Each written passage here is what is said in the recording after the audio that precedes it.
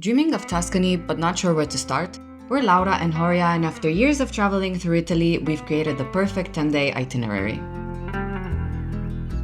It's packed with top sites, cultural gems, and delicious local food spots to ensure a seamless and unforgettable journey through Tuscany.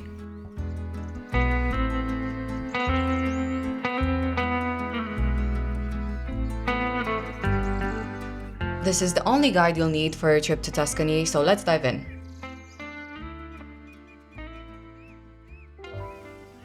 Day 1 starts with you arriving in Florence, where you'll be based for the next 3 nights. Florence is all about history, culture, and amazing food, making it a place you can't miss in Tuscany. From its rich past to the lively streets, local markets, and cozy spots to eat, Florence will always leave you wanting to come back. Normally, you can fly into Florence, but prices are usually higher, so we recommend flying into Pisa instead, which is just over an hour away. However, we arrived in Florence by train since we were coming from Venice. Trains in Italy are very clean and reliable and not too expensive, so if you're only planning to visit the bigger towns, you can easily get around just by using the train network. From the train station, it's best to get a taxi as it's much cheaper than using Uber. We paid 14 euros for a taxi, which is great seeing as Uber would have charged us 34 for the same journey. We chose to stay in the area of Oltrarno after having stayed very central in our previous Florence visit. We found that this area is less busy, accommodation is usually more affordable, it has more of a local feel, but it's still very close to the main area that you want to visit. After checking in and leaving your luggage, let's head out and enjoy your first amazing Tuscan meal. One of the restaurants that you shouldn't miss is Babè. It's such a beautifully decorated space, but more importantly, the food and drinks are fantastic and we definitely recommend the tuna steak. Don't get discouraged if you see people waiting in line outside the restaurant, they're just waiting to grab a glass of wine from one of the famous Tuscan wine holes in the wall. So similar to Venice, Florence was hit by a plague in the 1600s, and so in order to avoid contact and to still be able to have their wine, they built these holes in the walls and they served wine through the holes. Once you've recharged, take a quick 10-minute walk to the iconic Ponte Vecchio, the oldest bridge in Florence, dating back to the 14th century. During World War II, the bridge was spared by the Nazis, who considered it to be too beautiful to destroy. Seeing as today was a travel day, you'll probably want to avoid visiting all the touristy hotspots right away.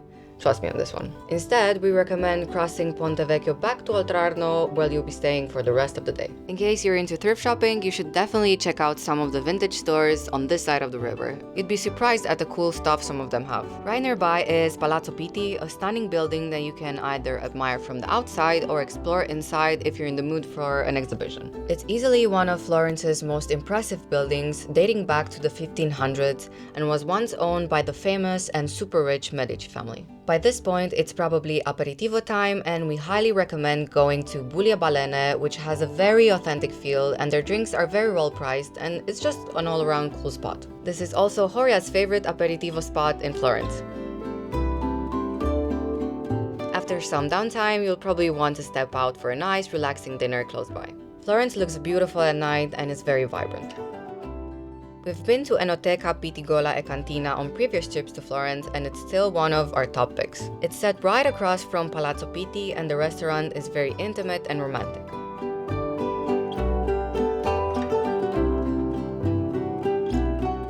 Every pasta dish we've tried has been delicious, and their wine list is excellent with very fair prices.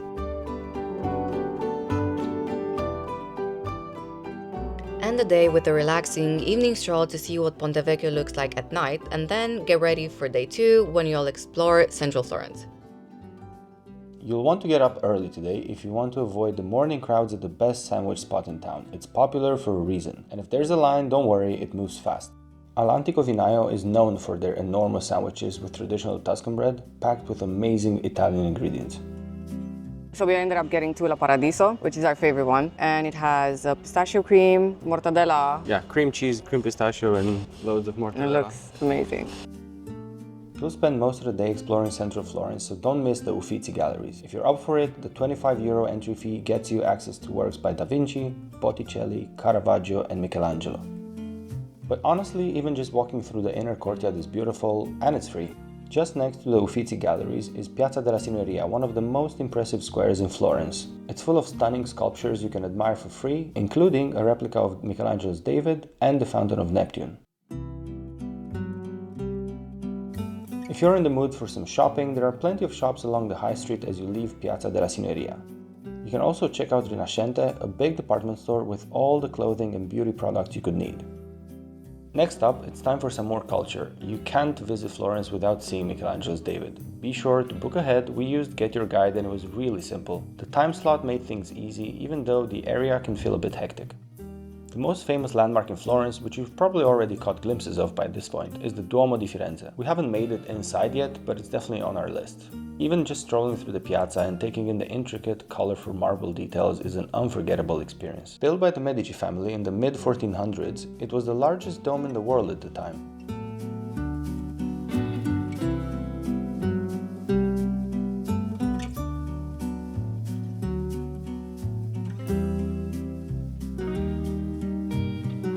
If you plan to go inside, make sure to book ahead. The lines can get pretty long. Time to take a break from all the culture and dive into some Florentine food at Davinatieri. It's a cozy, traditional eatery and it's so popular that you might end up eating outside, but that's all part of the experience. We've tried their tripe sandwich, but our favorite has to be the coccoli, especially the truffle and pecorino ones. This whole thing, I think it's like €9. 2 glasses of wine and all of this. The prices are super low, the quality is fantastic, and the wine is just €2.50 a glass. We love hopping between spots like this so we can sample more dishes instead of sticking to big meals. For an amazing, unpretentious rooftop experience with close-up views of the Duomo, head to View on Art, set on a hotel rooftop. We recommend booking a table, especially if you want to experience amazing views of Florence and the Tuscan hills during sunset.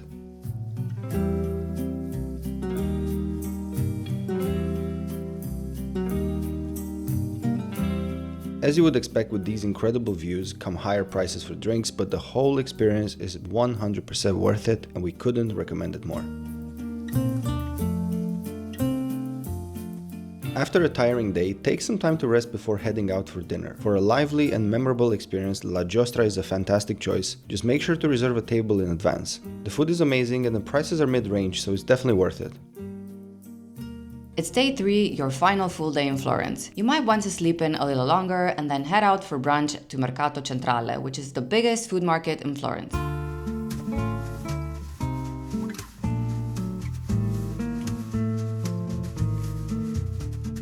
The market might get crowded, but it's always really clean and there are lots of tables. Plus they have fast table service for drinks. Just pick your food from a stall, grab a seat, and they'll handle the drinks for you. We had one of the best pizzas ever here, and Horia tried the traditional lampredotto, which is the 4th stomach of the cow, slow cooked in tomato sauce, and he absolutely loved it. Now that you're done at the market, it's time to get back to exploring Florence. Be sure to grab a classic Italian espresso at the counter along the way. It's quick, authentic, and usually less than €1. Take some time to wander through Florence's side streets and soak in the stunning architecture.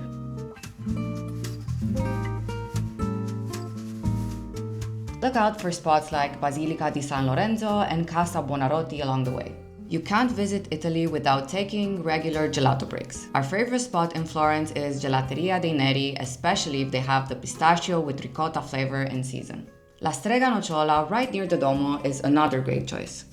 You can stroll with your gelato from Gelateria dei Neri all the way to Piazza Santa Croce and admire the beautiful Basilica di Santa Croce. The facade has the same stunning marble pattern as the Duomo, and inside you'll find the tombs of Michelangelo, Machiavelli, and Galileo Galilei. Get ready for your final workout of the day, a quick 20-minute hike up to Piazzale Michelangelo. The walk is very scenic and you'll pass some beautiful gardens along the way, so take your time and enjoy it.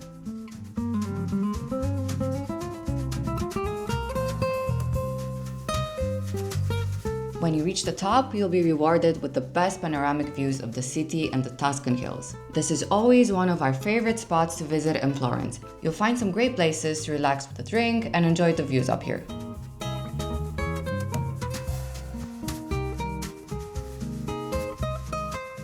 Right nearby is Villa Bardini, and if you have some extra time, it's worth visiting for its beautiful gardens. After leaving Piazzale Michelangelo, you will probably want to head back and get ready for tomorrow when it's time to say goodbye to Florence and head to the stunning Val d'Orcia. Day 4 is going to be partially a travel day. You'll pick up your rental car from Florence Airport and head south for a 90-minute drive towards your next accommodation. We recommend you stay just outside the beautiful town of Montepulciano, which is a great base for exploring the area of Valdorcia. This is arguably the most picturesque part of Tuscany, known for its rolling hills, endless roads flowing through the cypress trees, and some of the best wines in the world. As soon as we checked in, we were blown away by the incredible views from our balcony. It made us even more excited for the upcoming 3 days. By now, you're probably ready for lunch, so take a short drive to Montepulciano for some delicious Tuscan pasta and a stroll through its charming medieval streets. Montepulciano is a stunning hilltop town, famous for its Vino Nobile di Montepulciano, a world-class red wine that's been produced here for centuries. Fun fact, Montepulciano gained international fame as a filming location for the second Twilight movie. There's even a Twilight-themed souvenir shop here. We had lunch at La Bottega del Vino, and to this day, we're still thinking about the peachy pasta with truffle. The service was excellent, and we're already looking forward to going back next time we're in Montepulciano.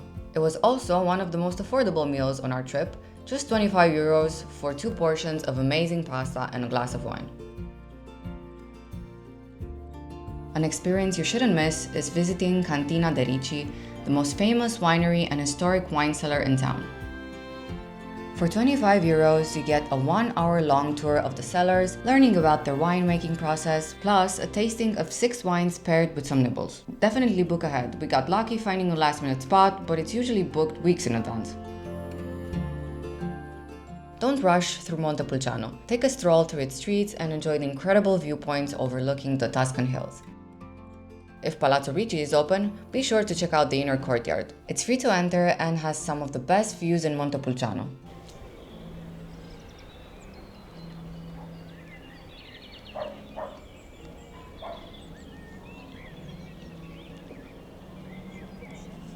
A great spot to grab some food for later is La Schiaccia dell'Oppio. It's a small family-run shop with amazing sandwiches at very affordable prices. After a long day, it's time to head back and get some rest. There's still so much more to see tomorrow.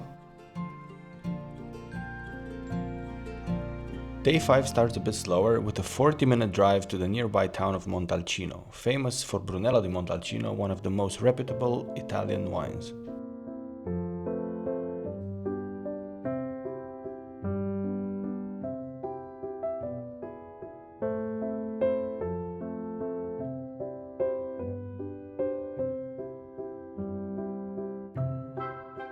Take your time wandering through Montalcino. It's smaller than Montepulciano, so it's perfect for a relaxed stroll before lunch at Grotta del Brunello. This cozy spot is beautiful, and whatever you do, don't skip the lasagna. It's only 9 euros and easily one of the best we've ever had. Once again, this was one of the most affordable meals we had in Tuscany. As you explore more of the town, you'll keep finding incredible viewpoints overlooking the Tuscan countryside. Only 10 minutes from Montalcino, Capanna of Cencioni is a small family-run winery that's perfect for a wine tasting stop. The views of the vineyards and Tuscan hills are absolutely stunning, so even if you're not drinking, it's worth going just for the scenery. But if you do go for the tasting, you'll get to try some of the best wines in the region, including Brunello di Montalcino in an intimate and relaxed setting, all for an affordable price tag. After spending a couple of hours enjoying this beautiful spot, it's time to get back to the car and drive another 20 minutes to one of the most scenic spots in the area, Punto Panoramico next to San Quirico d'Orcia. After parking the car, you have a 5-minute hike up the hill until you reach this gorgeous circular display of cypress trees. Take the time to admire the views and maybe take some photos in this unique location. Seeing as it's almost sunset time, you'll want to take advantage of one of the many viewpoints that Montepulciano has to offer. After a short drive and a light hike up the hill into town, if the skies are clear, you're guaranteed to have one of the most magical Tuscan sunsets.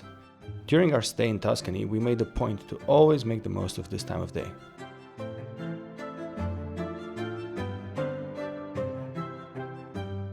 While you're already in Montepulciano, there are numerous restaurants where you can have a hearty Tuscan dinner. We decided to go to La Pentolaccia, which is a family-run restaurant very traditional with delicious food and very affordable prices. It's not a glitzy place, but we love the cozy vibes.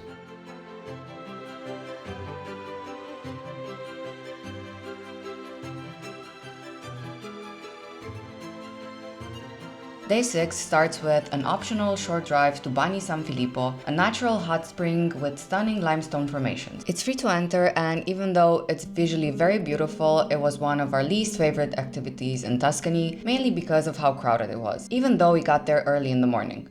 If we were to do it all again, we would skip it and go to visit the town of Cortona instead, which is also close to Montepulciano. This is the town where the movie Under the Tuscan Sun was set. The highlight of today is visiting Pienza, but before that, there's another spot nearby that's worth a quick stop. We parked the car and took a 10-minute walk to a place Horia couldn't wait to see with his own eyes. We are now arriving at one of the most famous spots in rural Tuscany, made famous by the movie Gladiator. One of the final scenes takes place in the movie where Maximus is walking through the fields of Elysium as he's passing away. Super emotional scene. I hope I'm not gonna weep uncontrollably as I always do.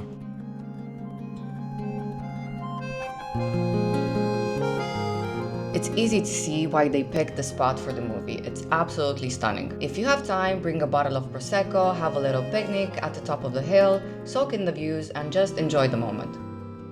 Pienza is only a short drive from here. From the main road, it might not seem that special, but trust us, park the car and step into the old town, and you'll be greeted by some of Tuscany's most beautiful streets.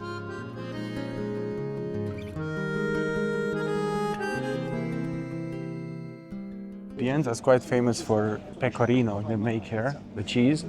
Yeah, the streets smell of parmesan or pecorino and flowers. We ate at Becofino, and while the design was absolutely stunning, the food didn't quite live up to the price tag. It's a great spot for the ambiance, but for better food, we'd go to Prosit or Sette di Vino instead. Be sure to take your time admiring the views of the hills and the basilica in the main square.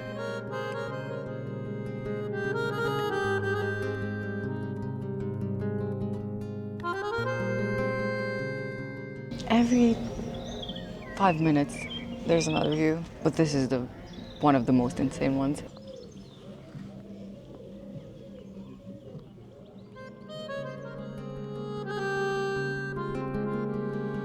It's the perfect spot for an aperitivo or a gelato break. No wonder this gorgeous town earned UNESCO World Heritage status nearly 30 years ago. A fantastic spot to catch sunset is right outside Montepulciano next to Tempio di San Biagio. This beautiful 500-year-old church is set right at the foot of the hill that leads into Montepulciano. We couldn't have asked for a better place to end this part of the trip. Being surrounded by nature made for the perfect final stop on our 3 days in Val d'Orcia. Time to head back, pack up, and get ready. Tomorrow is another travel day. Today starts with a drive to our new accommodation. Try to pick a place that puts you within easy reach of the main spots you'll want to explore: Pisa, Lucca, San Gimignano, and Siena, while also being near the stunning Chianti wine region. We found this stunning agroturismo, and it was everything we hoped for: historic, peaceful, and budget-friendly.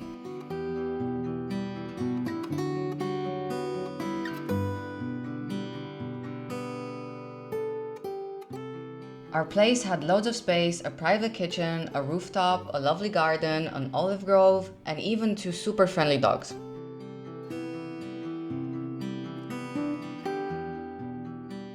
Today is all about taking it easy before the next 2 busy days of driving and walking. We suggest heading to the nearest small town, in our case Certaldo, for a relaxed lunch and a bit of exploring.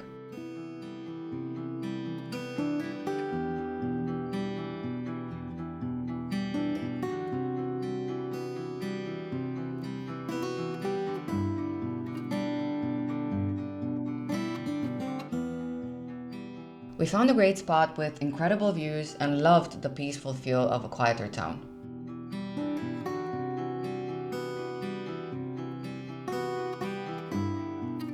Before going back, stop by a supermarket to grab things for aperitivo and dinner. Italian supermarkets are amazing, always stocked with fresh produce, quality ingredients, and way cheaper than London. We're learning to appreciate our accommodations more, so we made the most of this one. Starting with the walk through the olive grove and ending with an Aperol Spritz on our rooftop, which had the most stunning 360 views of the Tuscany hills. Honestly, we still can't believe how affordable this place was for everything it offered. The owners were so welcoming, and we'd absolutely recommend staying here if you get the chance. It was so nice to slow down for the evening, make a simple dinner, open a bottle of wine, and just enjoy the new house without rushing anywhere.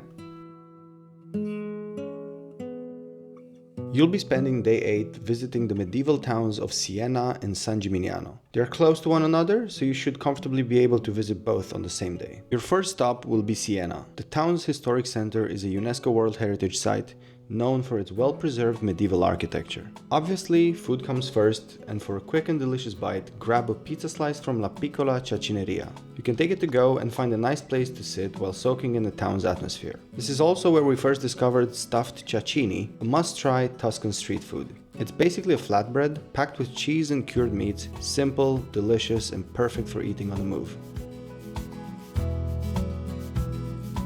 A spot nobody visiting Siena should miss is Piazza del Campo.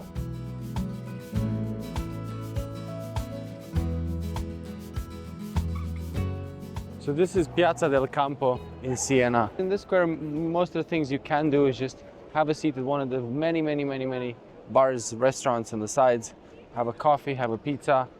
But as we've learned the hard way, in most cities, it's probably not the best idea to have your food in the main square of the town, with some exceptions. Make sure you take the time to walk around, admire the medieval buildings, maybe visit the inner courtyard of the Palazzo Pubblico or the 14th century Torre della Mangia.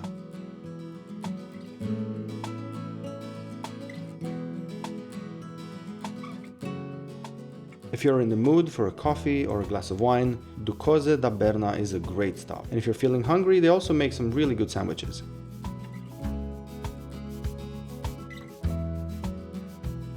A few minutes away, you'll find the most impressive building in town, the Duomo di Siena. This is probably the most beautiful facade of any building I've ever seen in my entire life. I mean, just look at this absolute beauty. The facade of Duomo di Siena is a masterpiece of Italian Gothic architecture and is covered in white, green, and red marble. You shouldn't miss out on visiting the Duomo's impressive interior, as it's quite affordable. We got our ticket through Get Your Guide, and it was only €7 each. Your next stop after Siena is just 45 minutes away, San Gimignano, a charming medieval town and UNESCO World Heritage Site. Famous for its 14 surviving towers, this historic town is home to some of the most stunning architecture in all of Tuscany. La Vecchia Mura is the perfect spot for an early dinner. Here you can enjoy a delicious outdoor meal paired with stunning views.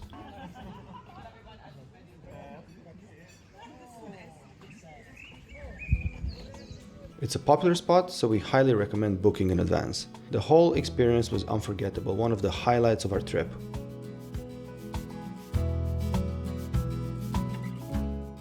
If you're not hungry, you can still stop by for a drink and take in the scenery.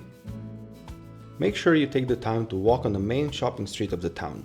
There are so many beautiful local shops with souvenirs or local food and wine. We recommend coming to San Gimignano in the afternoon, as it's usually packed with daytime tourists earlier in the day. A visit to San Gimignano wouldn't be complete without tasting the world's best gelato while sitting in the town's main piazza. Gelateria Dondoli is a must on your list, but be prepared if you come earlier in the day, expect to wait in line, as this is a very popular spot.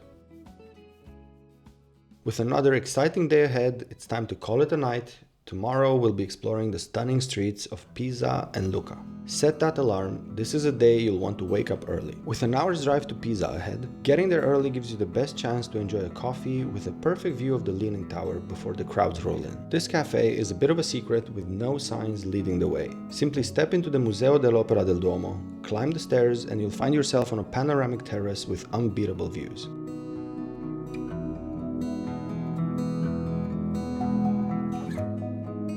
After enjoying a classic Italian breakfast, take a stroll through the stunning Piazza dei Miracoli, a UNESCO World Heritage Site.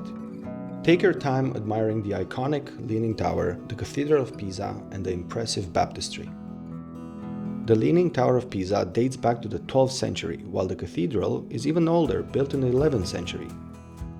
Despite their age, both structures remain impressively well preserved. If you're visiting on a warm, sunny day, don't forget the sunscreen. The heat can be intense and there's very little shade to escape it.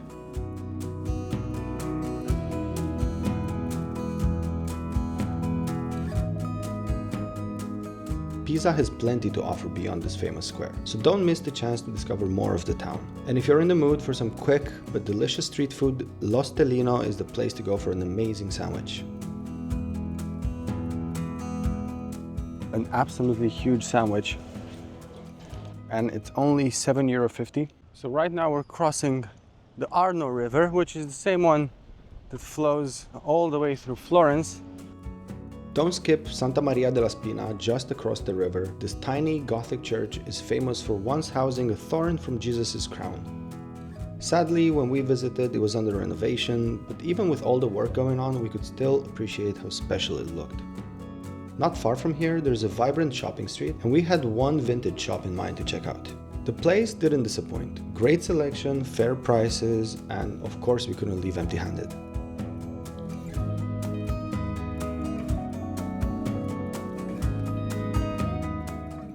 Less than half an hour later, we parked the car and started walking the streets of Lucca, one of the few Italian towns that still has its Renaissance-era defense walls completely intact. Lucca would end up being our favorite town in Tuscany, outside of Florence. The building right there behind us, that is the Palazzo Ducale. In the early 1800s, Napoleon ruled over this part of Italy and Lucca implicitly, and he gave Lucca to his sister to rule over. And that's where Napoleon's sister used to live. Before dinner, we suggest you follow the Italian tradition of getting an aperitivo. Magellano is a cool option for a cocktail with a very cozy ambiance. Don't spend too much time here, as you'll want to get to one of the towers that overlook the town before they close for the day. We went to Torre Guinigi, a 14th century tower that not only offers incredible panoramic views over the city, but it also has an oak garden right at the top of the tower, which is quite unique.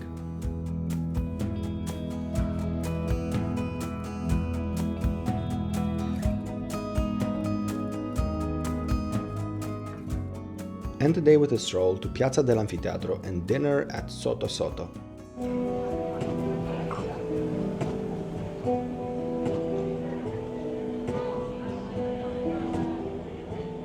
I think this is one of the most beautiful squares I've ever seen.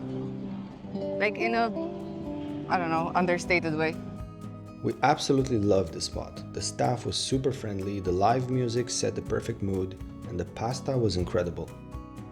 Just a heads up, book in advance because this place fills up fast. The atmosphere in the square was pure magic. It was hands down one of the most unforgettable parts of our time in Tuscany. On your way back to the car, don't forget to stop by and admire the beautiful marble facade of Chiesa di San Michele.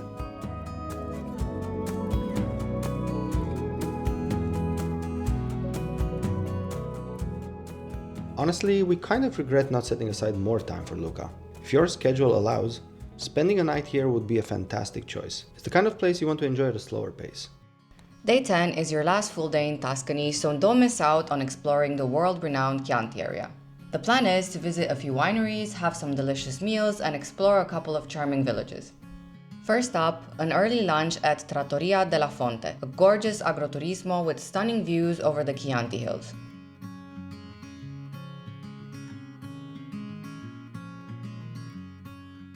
The food here is a creative take on Tuscan flavors, and everything we tried was incredible. The salmon with capers, almonds, and samphire was easily a standout. They serve wines exclusively from Montinori, one of the best names in Chianti. Now, time for the main event, wine tasting. First up is Castello di Verrazzano, the biggest and most famous stop on today's tour. With breathtaking views of the Chianti hills and some of the best wines in the region, this place is a must visit.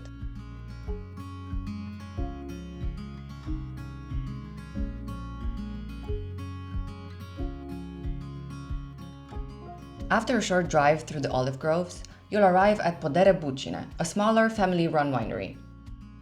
They offer both wine and olive oil tastings, and we also shared a delicious platter of cheeses and cured meats here and some bruschette.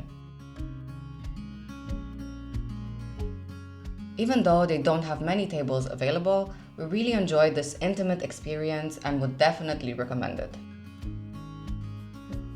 Just a few minutes away, your next stop is Montefiorale, a tiny 13th century village that's been named the most beautiful in Chianti, and for good reason. It's tiny but magical, with flower-lined cobblestone streets and beautiful medieval houses.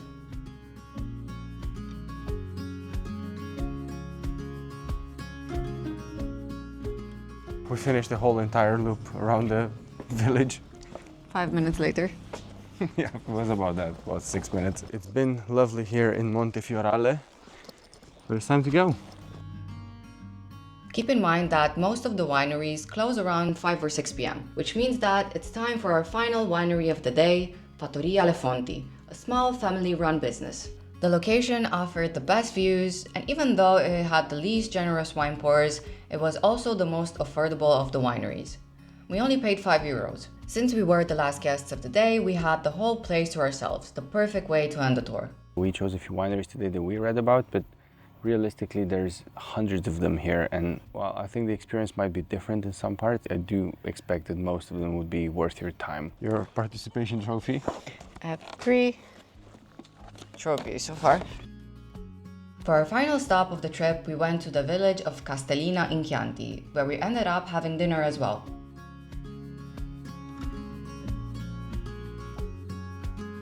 The pasta and tiramisu at Taverna Squarcialupi were delicious, but the highlight was definitely the panoramic view from the back terrace of the restaurant.